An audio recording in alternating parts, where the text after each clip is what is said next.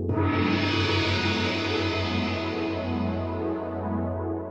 think, at least personally, what's important to me is probably a universal healthcare plan, because I know right now my family can't afford healthcare, which sucks.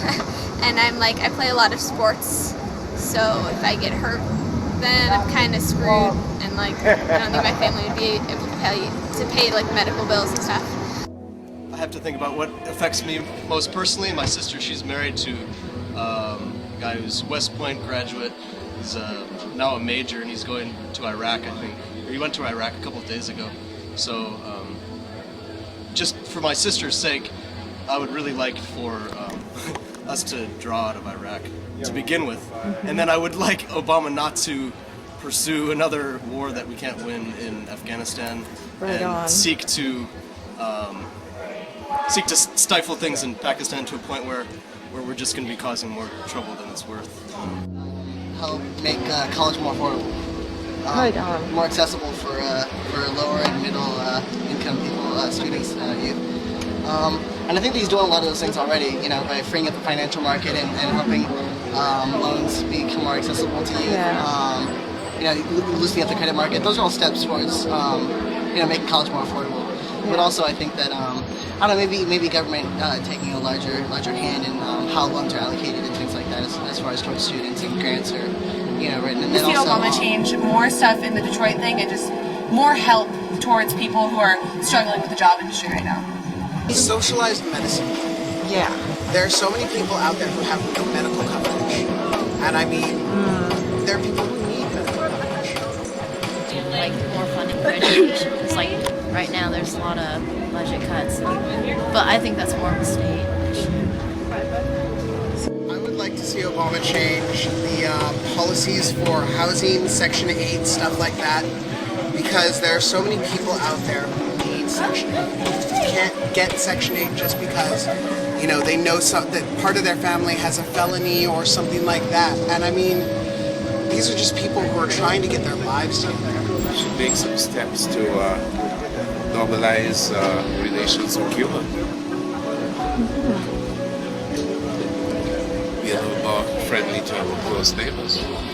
That all of our dollars won't go into the military conflicts that seem to. Well, I think it was Ulysses S. Grant said he'd never seen a conflict that couldn't have been resolved through communication. And stuff, and also education.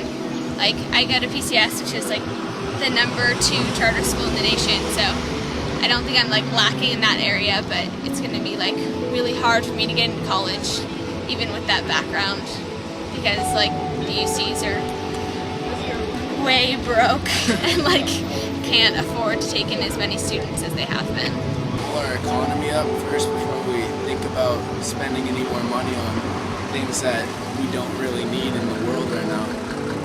Such as? I don't know, just a lot of roads they're just fixing up when they don't really need to be fixed up. That's true. Highway 17, they're doing a whole construction thing that's really slowing down traffic, and it's not needed that much. We could spend our money on something a little more useful in the world. Yeah, I agree. Or use it to get out of debt, maybe. But it's really up to us, and that's the message. That's really, we have the opportunity now. We for my generation, we've grown up in this time of fighting, of resisting, of opposing the Bush policies, and my politics are very much formed around a defensive posture around stopping things, trying to at least. But now it's a new way of trying to provide solutions and doing things, and a lot of people, I think, we're still not quite. We haven't made that shift. We haven't changed our stance, and so realizing it's all up to us, our communities, to make the change, because we have a guy in office that might let it. This thing has changed is that we have very little hope, and I think a lot of people have hope. It's a good point. I think hope has a good energy to it. It's much better than despair.